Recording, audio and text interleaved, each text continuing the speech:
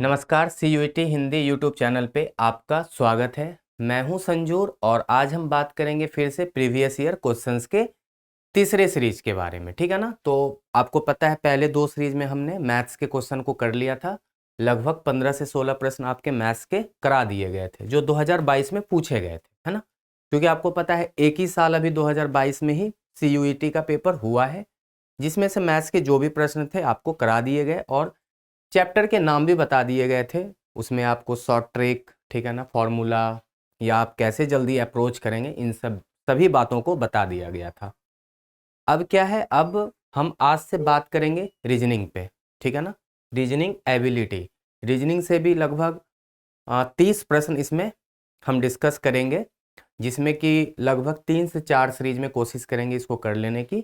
तो आज हम 10 प्रश्न लेकर आए हैं आपके लिए, जो कि हम आपको बताएंगे। इसमें भी अगर कुछ ट्रिक होगा तो ट्रिक बताएंगे, इसमें कुछ कॉन्सेप्ट हो सकता है, जल्दी करने का अप्रोच हो सकता है। इसमें फॉर्मूला ना के बराबर होता है रीजनिंग में, क्योंकि रीजनिंग में क्या होता है ना, कॉन्सेप्ट होता है और कहीं ना कहीं ट्रिक होता है। तो आप उसको सीखिएगा और कहीं ना कहीं वही अप्रोच आपको आगे के सभी प्रश्नों में देखने को मिलेंगे। तो CUET 2022 में 23 प्रश्न जो पूछे गए रीजनिंग से, ठीक है ना, तो ऐसे ही प्रश्न आपको 2023 में भी मिलेगा। अगर आप इसको अच्छे से समझ लेते हैं, सीख लेते हैं, और कुछ क्वेश्चन जब हम आगे प्रैक्टिस कराएंगे आपको मॉडल क्वेश्चन के तौर पे, तो आपको बहुत मदद मिलेगा आगे की तैयारी करने में। तो चलिए सबसे पहले आज का जो सेशन है वो क्या है, रीजनिंग एबिलिटी से, और क्वेश्चन किसका रहेगा, 2022 का। तो चलिए सबसे पहले पहले प्रश्न को देखते हैं। हाँ, एक बात और बता दें कि रीजनिंग में क्या होगा ना कहीं थोड़ा कॉन्सेप्ट आपका मैथ का भी रहेगा। हो सकता है कि कैलकुलेशन, हो सकता है गुना भाग जोड़ घटाव, ये सब थोड़ा बेसिक अर्थमेटिक आपका यूज होगा। बेसिक, बहुत ज़्यादा नहीं, बेसिक अर्थमेटिक। बेसिक अर्थमेटिक में क्या आता है, जैसे जोड़ घटाव गुना भाग, है ना, स्क्वायर रूट क्यूब रूट, ये सब आपको देखने को मिल सकता है। तो चलिए सबसे पहले पहले क्वेश्चन को देखते हैं। इसमें क्या है, m गुना n रेशियो 13:14 कहा गया है। तो आपसे पूछा गया है f गुना r क्या होगा, ठीक है। देखिए अब इसमें क्या है ना कि आप इतना इसमें ज़्यादा मतलब टेंशन ना लें कि m गुना n को 13 गुना 14 क्यों लिखा गया है। इसमें बहुत ज़्यादा नहीं सोचना है। इसमें क्या करना है, आपको बस सीधा सा सोचना है कि m यहाँ पे 13 कैसे लिखाया और n यहाँ पे 14 कैसे लिखाया। बस उसी तरह f और r के भी सेंस में आप कर देंगे, ठीक है ना। तो हम चलते हैं, सबसे पहले ये देखते हैं कि m 13 क्यों लिखाया। तो जैसा कि आपको पता है अल्फाबेटिकल प्लेस वैल्यू, ठीक है ना। अगर हम अल्फाबेटिकल प्लेस वैल्यू की बात करें तो आपको पता है ए का जो प्लेस वैल्यू है, मतलब ए है पहले स्थान पे, बी दूसरे स्थान पे, इसी तरह आगे बढ़ते जाए तो जेड 26वें स्थान पे है। तो एम जो है ना वो 13वें स्थान पे है और एन जो है जस्ट उसके बाद आता है तो वो 14वें स्थान पे। बस यही कर दिया गया है, इसी को बस यहाँ पे गुना था तो गुना रहने दिया गया है। तो m के बदला 13, n के बदला 14। तो अब अगर हम f की बात करें तो आपको पता है a b c d e f, मतलब f कब है, 6वें स्थान पे, और गुना का सिंबल लगाना ही है। और r कितने स्थान पे है, तो 18वें नंबर पे r है। अब देखिए आप हम मुझसे ये पूछेंगे कि आपने तुरंत कैसे बता दिया कि r 18वें नंबर पे।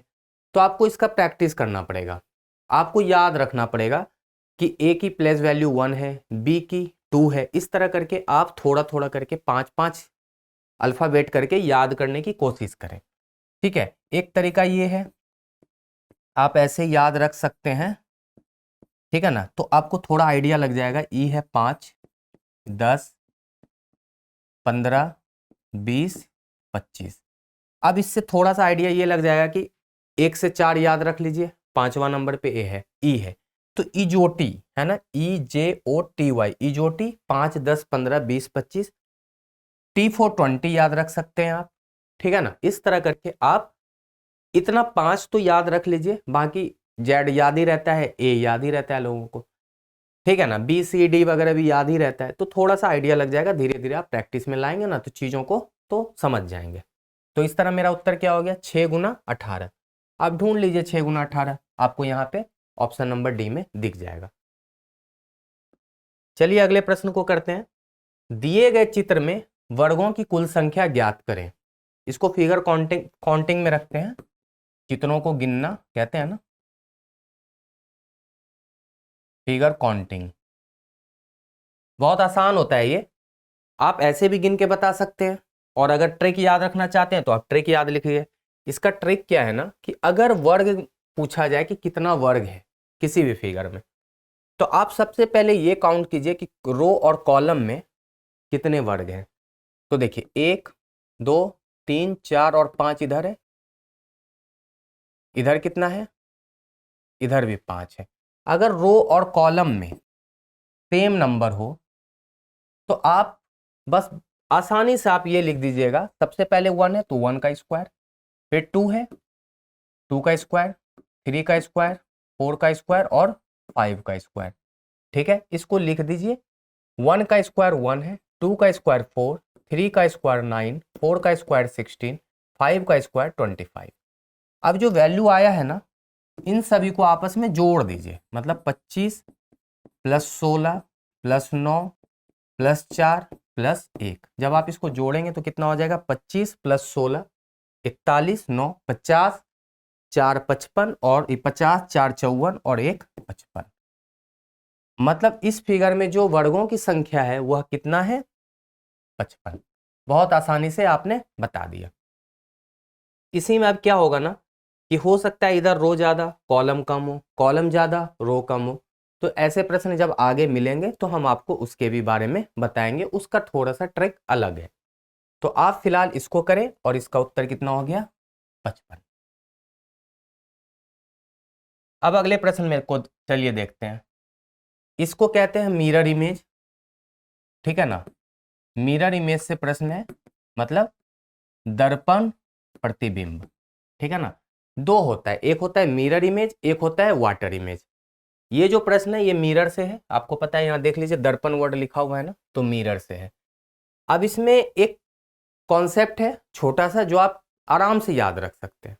वाटर और मिरर का अलग अलग कॉन्सेप्ट है। यहाँ पे मिरर है पढ़ रहे हैं तो मिरर का देख लीजिए। किसी मिरर में दिखने वाला समय 11:09 है, मतलब मिरर में जो समय है ना वो 11:09 दिख रहा है। तो घड़ी में क्या बजा होगा या घड़ी में क्या समय रहा होगा, मतलब क्या है, मिरर में जो समय है ना वो गलत दिखा रहा है ऑब्वियसली। तो घड़ी में जो समय है ना उसको निकालने का एक तरीका है कि आप 11:60 में मिरर वाले टाइम को घटा दीजिए। जो मिरर में समय दिख रहा है ना आप उसको घटा दीजिए, जो समय आपका आएगा ना वही आपका क्या होगा, घड़ी में सही समय दिखा रहा होगा। तो अगर हम यहाँ पे 11:09 को घटा दें तो कितना हो जाएगा, 10 में 9 गया 1, यहाँ 5, यहाँ 0 हो गया। तो 0:51 कब होता है, कब होता है, कभी आप रेलवे प्लेटफॉर्म पे गए हैं, रेलवे स्टेशन में देखेंगे, क्योंकि वहां पे 24 आवर्स का घड़ी होता है। 12 के बाद वहां 13 बजता है, हमारे घड़ी में 1 बज जाता है। इसलिए आपको यहाँ पे 0 वाला कॉन्सेप्ट अपने घड़ी में, या अगर 24 आवर्स कर लेते हैं उसको तो दिख जाएगा। तो 00:51 कब होता है, रात के 12 बजे के बाद, मतलब 12 क्रॉस होने के बाद जब 1 बजे के टाइम के मतलब की ओर अग्रसर होता है हमारा घड़ी ना, तो उस समय वो 00:51 दिखाता है। मतलब कहने का मतलब है ये जो टाइम है ना ये है 12:51 रात का, AM।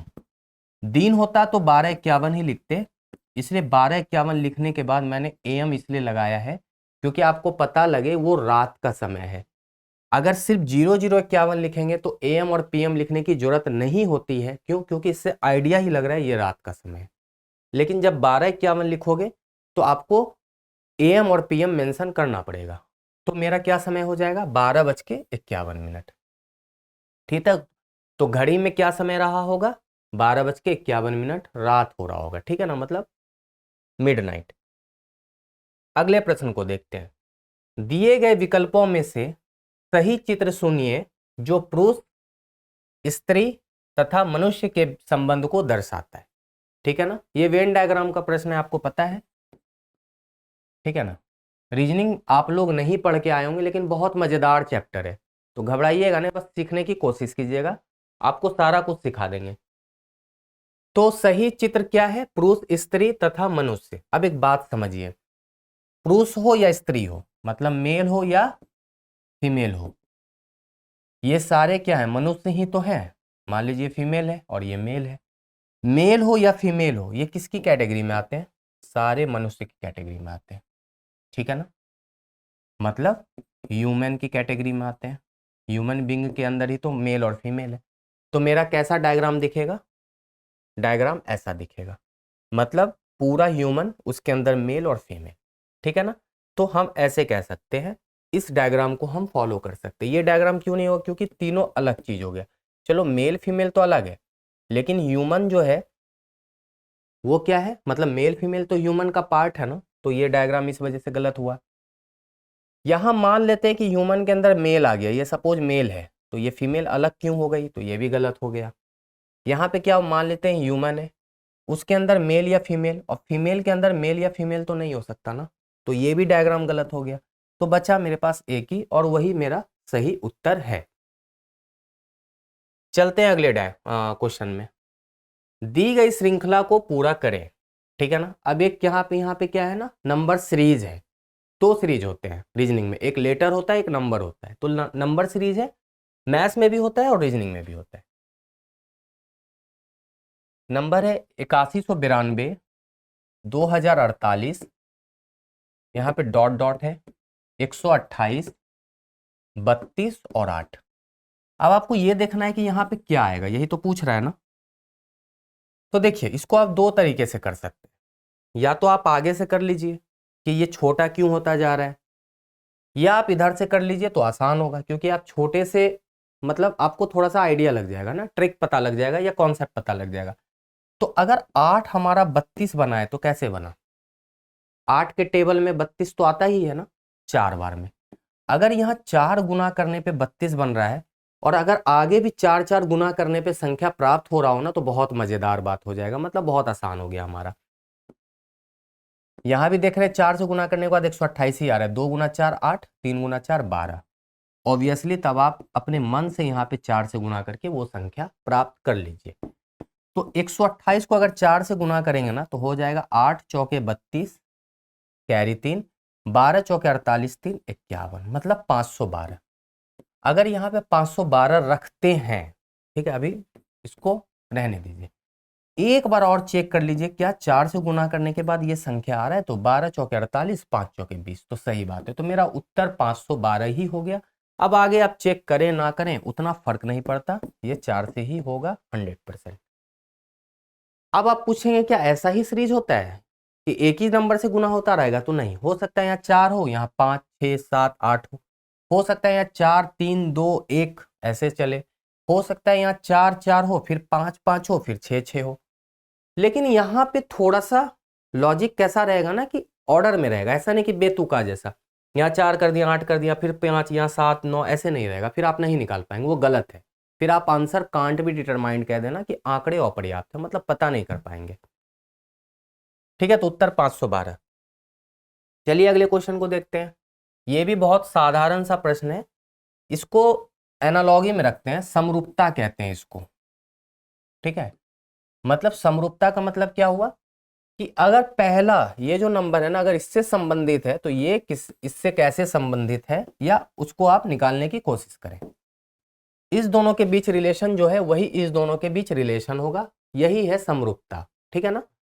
तो हम देखते हैं कि 31 जो है वो हमारा 961 कैसे बना, तो उसी अनुसार 1369 जो बना है वो किस नंबर को, मतलब जैसा ऑपरेशन पहले में हुआ है उसी तरह दूसरे ऑपरेशन को करने के बाद कैसे बना।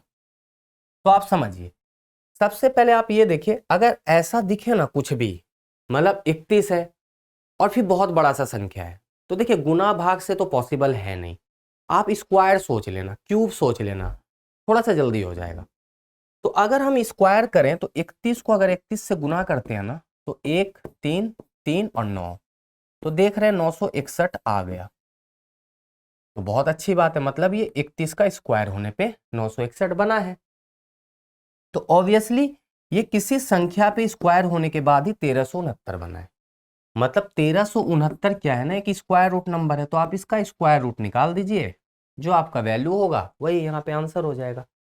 अब इसका तरीका ये है कि आप इसको डबल डबल बार गुना गुना करके चेक करिए ऑप्शन से और 1369 लाने की कोशिश करिए। पहला ट्रिक आपको बताते हैं, इसको एलिमिनेट करना सीखिए। अगर लास्ट डिजिट को 2 बार गुना करने पे 9 आ रहा हो तो मेरा उत्तर वो हो सकता है। तो 3 को 2 बार गुना करेंगे तो 9, मतलब इसको रखिए अभी होल्ड पे, 9 गुना 9 81, लास्ट में 1 आ जा रहा है, तो ये ऑप्शन हो ही नहीं सकता कभी भी। थोड़ा सा आसान होगा ना, कुछ ऑप्शन को डिलीट ही कर दे, पता चले सारे डिलीट होके एक ही बचे तो फिर करने की जरूरत ही नहीं है। 7 गुना 7 49 होल्ड, 3 गुना 3 9 होल्ड। सबसे पहले 33 को 33 से गुना करके देखिए जल्दी से, 3 तिया 9 9 9 और 9, तो देख रहे हैं 1089 हो रहा है, यहाँ 1369 है। देखिए 43 नहीं हो सकता, क्यों? अब देखिए एक तरीका और सिखाते, आगे वाले को भी तो देखिए ना, 4 गुना 4 16 हो जाता है, यहाँ पे 13 ही है, तो इसको भी आप हटा ही दीजिए ना, क्यों ढोना। तो बचा 37, तो 100% यही होगा। आप इसको चाहें तो दोबारा गुना कर लीजिए 37 को 37 से, तो 7 गुना 7 49, 4 7 21 4 25, 7 21 2 3 3 9 2 11, तो 9 6 3 1 1369, और यही मेरा उत्तर है। तो क्या हो जाएगा मेरा आंसर? 37। ठीक है, तो यहाँ पे क्या रख देंगे आप? 37। 37 का स्क्वायर ही 1369 के बराबर होता है। ठीक है ना, बहुत आसान था। चलिए अगले क्वेश्चन को देखते हैं। ये भी एनालॉगी में ही है, बस यहाँ पे क्या है, लेटर का एनालॉगी है। वहां पे नंबर का एनालॉगी था, यहाँ पे लेटर का एनालॉगी है। 2 एनालॉगी होता है, नंबर का भी और लेटर का भी। तो चलिए इसमें भी कुछ टफ वर्क नहीं है, एक्चुअली लिखा हुआ है ECA और ये बन गया मेरा QOM। तो हमसे पूछा जा रहा है KIG क्या बनेगा, तो 3 लेटर में ही तो बनेगा ना। अब हम देखेंगे सबसे पहले जो आपके दिमाग में आइडिया क्या आएगा ना, कि ई क्यों बना, क्यू, ई क्यू क्यों बना। तो हम ई से क्यू के बीच का डिस्टेंस देख लेते हैं, आपस में कितना लेटर बढ़ गया ई से क्यू।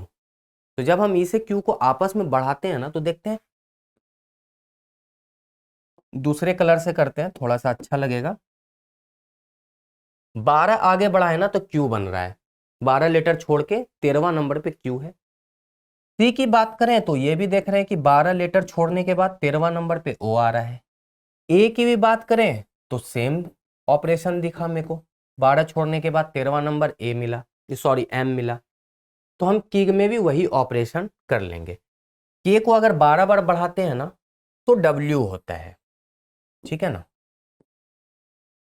के LMNOPQRSTUVW।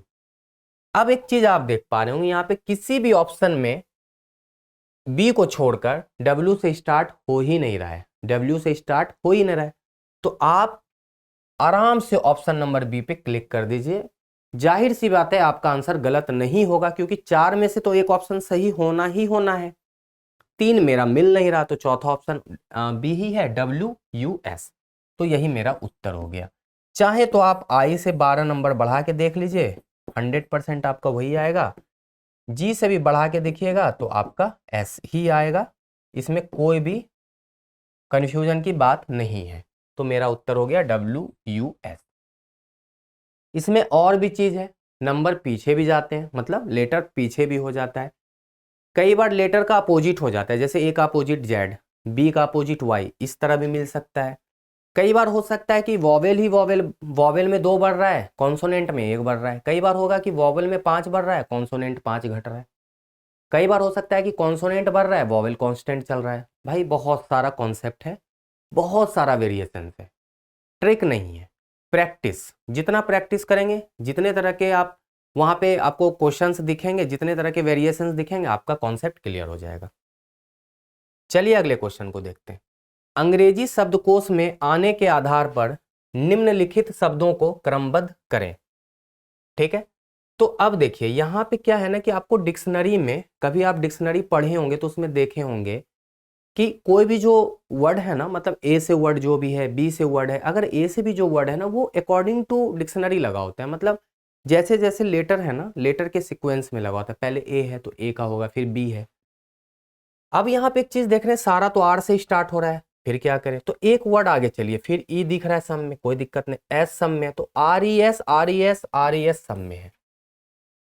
आप इसको तो हटा ही दीजिए, ठीक है, आपके लिए बहुत ट्रिक बता रहे हैं। अब देखिए, अब आपको ये देखना है ई पी यू ओ और फिर पी में सबसे पहले किसको आप रखेंगे, तो जाहिर सी बात है सबसे पहले मेरा क्या आ जाएगा, ई, है ना, पहले नंबर पे ई आएगा ना, तो ई किससे स्टार्ट है, तो देख रहे हैं यहाँ पे, सॉरी, सबसे पहले ए आएगा मेरा, तो ए यहाँ है और कहीं नहीं है, लीजिए कितना आसान हो गया। आप देखें ना कि जो लेटर कॉमन था उसको पहले डिलीट कर दीजिए, आप सोचिए ये है ही ना मेरे पास, ठीक है, नथिंग, कुछ नहीं है, ये जीरो। हमको देखना है कि लेटर मेरे पास है E A R C H, U R G N, अर्जेंस, है ना, पायरेशन, पैक्टिव, ऑर्स, ऐसे सोच लीजिए। तो देख रहे हैं कि ई से पहला लेटर स्टार्ट होगा, और ई जो है ना ए नंबर पे, और पहला ऑप्शन मेरा ए जो है ना सिर्फ इसी में दिख रहा है। तो देखिए, आप बच्चे क्लास मतलब अभी 10-12 पढ़ के आए हो ना, तो एग्जामिनर को भी पता है कि आप इतना मेहनत नहीं करके आए हो रीजनिंग में, आप अभी रीजनिंग पढ़े भी नहीं होगे, तो इसलिए वो ऐसा ऑप्शन भी दिया है ना कि अगर आप बस कॉन्सेप्ट लगा लें, थोड़ा किसी से पढ़ लें, किसी कोचिंग से या कहीं से भी सीख लें, तो फिर आप इतना मेहनत ना करें। तो इसलिए आपके लिए बहुत साधारण सा ऑप्शन बनाया था आंसर। किसी कूट भाषा में डी को 2, आई को 1, एन को 7, एम को 5, ए को 0 तथा ओ को 8 लिखा जाए तो डायमंड को कैसे लिखेंगे। मतलब ये भी आपके लिए बहुत बच्चों वाला क्वेश्चन है। डायमंड कोडिंग डिकोडिंग कहते हैं इसको। अब देखिए, सबका कोड आपके पास है, मतलब बस क्या है ना, आपके पास सारा सामान बना हुआ है, बस आपको खाना बनाना है, सारा सामान दिया गया, आपको खाना बनाना है, तो आप इजीली बना लेंगे ना, सब आपको मेथड पता है, सब कुछ पता है, तो खाना बना लीजिए। खाना क्या बनाना है, तो डायमंड को लिखना है। डी का कोड 2 लिख दीजिए, 2, मजे मजे में। आई का कोड 1, ए का कोड 0, एम का कोड 5, ओ का कोड 8, एन का कोड 7 और डी का कोड 2। अब ढूंढ लीजिए ऑप्शन में 210, तो पहले ये तो कट गया, 210 ये भी कट गया। उसके बाद है 58, 58 यहाँ है, 58 इसमें नहीं, ये भी कट गया, यही आंसर मेरा हो गया 5872, मतलब ऑप्शन नंबर ए। कितना आसान था, इसको कहते हैं कोडिंग डिकोडिंग, ठीक है ना। चलिए लास्ट क्वेश्चन, ठीक है ना। यदि किसी महीने का 9वां दिन रविवार है तो उस महीने के किस दिन को आखिरी रविवार होगा। कैलेंडर से है और बेसिक नॉलेज होगा तो आप खुद ही बना लेंगे, किसी से पढ़ने की जरूरत भी नहीं है। क्या है, यदि किसी महीने का 9वां दिन, आपको पता है महीना या तो 30 का होगा या 31 का होगा या 28 या 29। अब हमको ये तो नहीं पता है कि किस मतलब इसकी बात कर रहा है, कौन से मंथ की बात कर रहा है, फेब्रुअरी है या मार्च अप्रैल। तो मान लेते हैं 9वां मंथ, 9वां दिन, 9th डे जो है ना वो रविवार है। तो आपको पता है 7 दिन में मेरा दिन रिपीट हो जाता है, तो 16 तारीख को फिर मेरा रविवार होगा, फिर 16 के बाद 23 तारीख को रविवार होगा, और 23 के बाद मेरा 30 तारीख को रविवार होगा, ठीक है ना। तो देखिए सब रविवार है, यहाँ रविवार, ये भी रविवार है और ये भी रविवार है। अब देखिए मेरे पास मंथ तो मेंशन है नहीं, तो अगर फरवरी की बात करें तो फरवरी होता तो 23 को रविवार हो जाता, बाकी कोई भी 30 या 31 का मंथ होगा तो उसका 30 होगा रविवार। तो देखिए यहाँ पे 23 ऑप्शन में ही नहीं है, तो आपके लिए कंफ्यूजन पहले तो खत्म हो गया कि भाई आप क्या लगाएंगे, क्योंकि 2 ऑप्शन है, 23 और 30 दोनों हो सकता था अगर मंथ मेंशन नहीं है तो। लेकिन चलिए मंथ मेंशन ना भी है तो चलो, क्या है ना, ऑप्शन ही उसने ऐसा बनाया है कि आप कंफ्यूज ना हो, तो बस एक ही उत्तर है आपके पास 30, मतलब 30 तारीख को ही आपका रविवार होगा, चाहे वो मंथ 31 का हो या मंथ 30 का हो। तो 30वां जो दिन है ना वो मेरा क्या होगा, रविवार। तो इस तरह हम आपको आज रीजनिंग के 10 क्वेश्चंस को बहुत आसानी से और बहुत मजे मजे में, मतलब खेलते कूदते हुए सिखा दिए। आशा है कि आप इस 10 क्वेश्चंस के आधार पे जितने भी इस तरह के और क्वेश्चंस आपको दिखेंगे बुक में कहीं प्रैक्टिस सीरीज में, तो आप उसको करने की कोशिश कीजिएगा, और हमें जरूर, मतलब जो भी क्वेश्चन आपको डाउट हो आप कमेंट में पूछिए, हम आपको जरूर बताएंगे। आज कम से कम आप ये करिएगा कि अगर यहाँ पे होता कि मान लेते हैं वो मंथ 1984 का फरवरी है, 1984 का फरवरी है और पहला दिन सोमवार है, तो आखिरी दिन क्या होगा? कौन सा दिन होगा? आखिरी दिन कौन सा दिन होगा, मतलब आखिरी डेट पे हुआ कौन सा दिन होगा? क्वेश्चन समझ गए कि 1984 का फरवरी है, ठीक है ना। 1984 का क्या है? फरवरी मंथ है और पहला दिन सोमवार है, तो आखिरी दिन मतलब अब 28 का होगा कि 29 को होगा, वो भी आप डिसाइड करिएगा, हमको जरूर बताइएगा, ठीक है ना। हमें कमेंट में जरूर बताइए कि वह कौन सा दिन होगा। अगर आपसे नहीं हो पाएगा तो हम आगे इस प्रश्न पे चर्चा करेंगे। जब तक के लिए आप प्रैक्टिस करते रहिए और अपनी तैयारी को और बेहतर बनाइए। जब तक के लिए धन्यवाद।